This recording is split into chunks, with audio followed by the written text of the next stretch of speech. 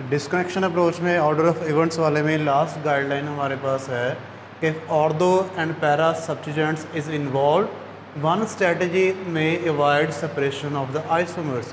कि मतलब अगर किसी जगह पे आपके पास दोनों आइसोमर बन रहे हैं, ऑर्थो भी बन रहा है, पैरा भी बनता है, तो आप लोगों ने वहाँ पे ऐसी स्ट्रेटजी अडॉप्ट करनी है कि आपको वहाँ पे उन आइसोमर की सेपरेशन ना करनी पड़े। In that the other positions become block. उसका बेहतरीन तरीका ये होता है कि आप लोग रिएक्शन इस तरह से कराएं कि जो बाकी पोजिशंस हैं उसकी वो ब्लॉक रहे, रिएक्शन सिर्फ और सिर्फ एक जगह पे रहे। अब हमारे पास जो ग्रुप होते हैं वो दो तरह से होते हैं, या तो वो मेटा डायरेक्टर होते हैं या फिर वो ऑर्थो एंड पैरा डायरेक्टर होते हैं। अब वो ग्रुप जिसने ऑर्थो पे डायरेक्ट करना है ग्रुप ने, वो सेम टाइम पे पैरा पे भी करेगा।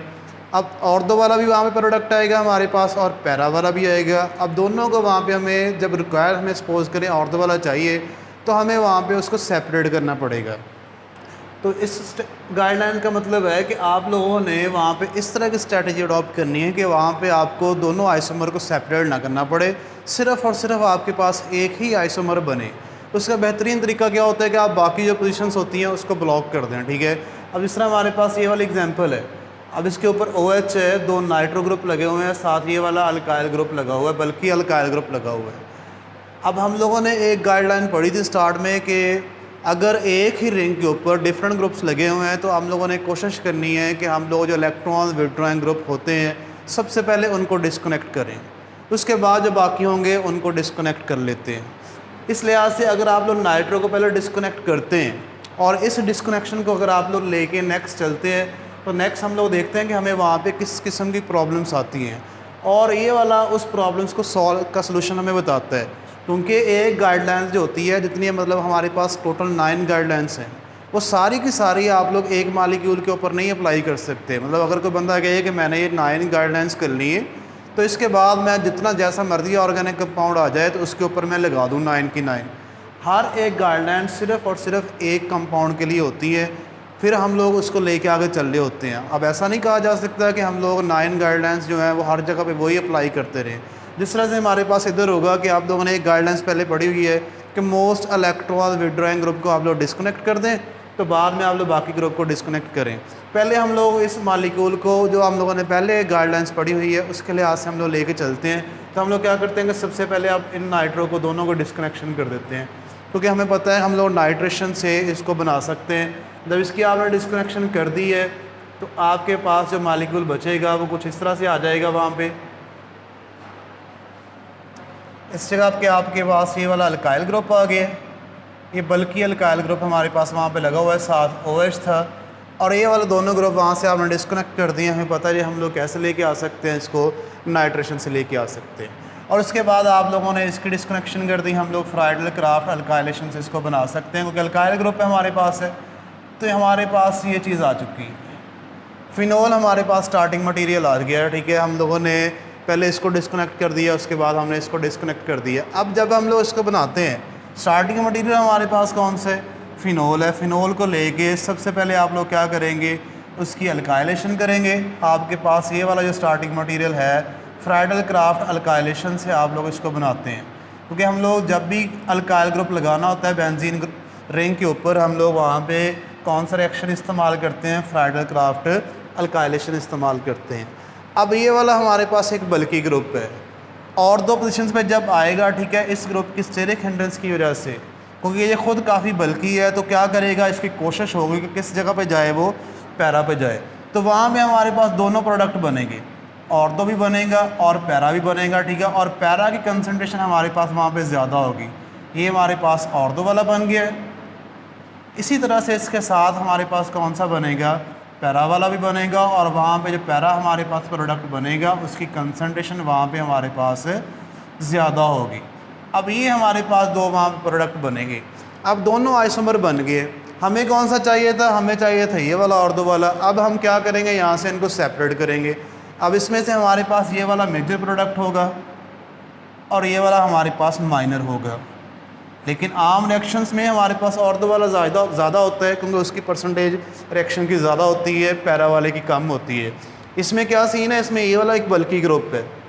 जब वो ऑर्थो पोजीशन पे आता है, ये वाला पहले यहाँ पे ग्रुप लगा हुआ है, इसकी स्टेरिक हिंड्रेंस की वजह से वो किस जगह पे प्रेफर करता है? पैरा पे प्रेफर करता है, जिस वजह से ये हमारे पास मेजर प्रोडक्ट आएगा, ये हमारे पास माइनर प्रोडक्ट आएगा। और बाद में आप लोग इसको सेपरेट करेंगे, ये वाला ग्रुप लेंगे, इसकी बाद में नाइट्रेशन करके हम लोग अगला ग्रुप बनाएंगे।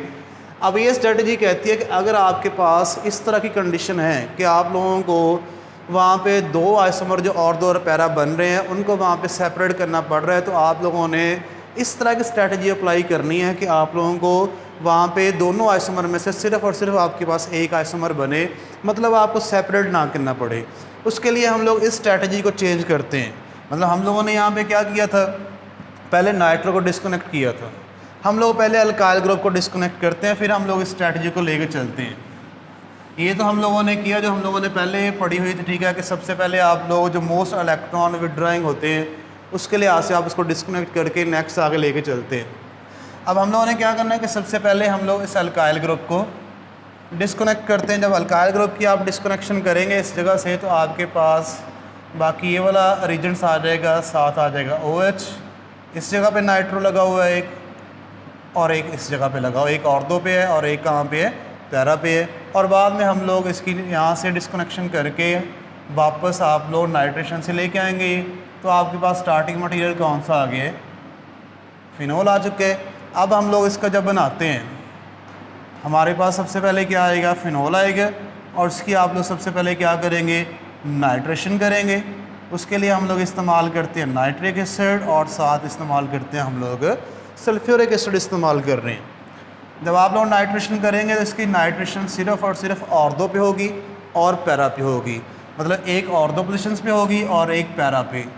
दोनों ऑर्थो और एक पैरा तीनों जगह इसकी ब्लॉक नहीं हो सकती, क्योंकि जैसे ही एक ग्रुप इसके ऊपर आएगा इलेक्ट्रॉन विड्रॉइंग ग्रुप है, तो इस रिंग को वो क्या कर देगा, डीएक्टिवेट कर देगा। तो ज़्यादा से ज़्यादा यहाँ पे इस जगह पे आकर दूसरा ग्रुप लग सकता है, ये वाली जगह उसकी वहाँ पे खाली रहेगी। अब देखिए हमारे पास इसकी जब आप लोग अल्काइलेशन करवानी है, तो हम लोग ये वाला अल्काइल ग्रुप इस्तेमाल करेंगे, साथ इस्तेमाल करेंगे, इसके साथ आप लोग कैटलिस्ट ले लेंगे, फ्राइडल क्राफ्ट अल्काइलेशन करवाएंगे।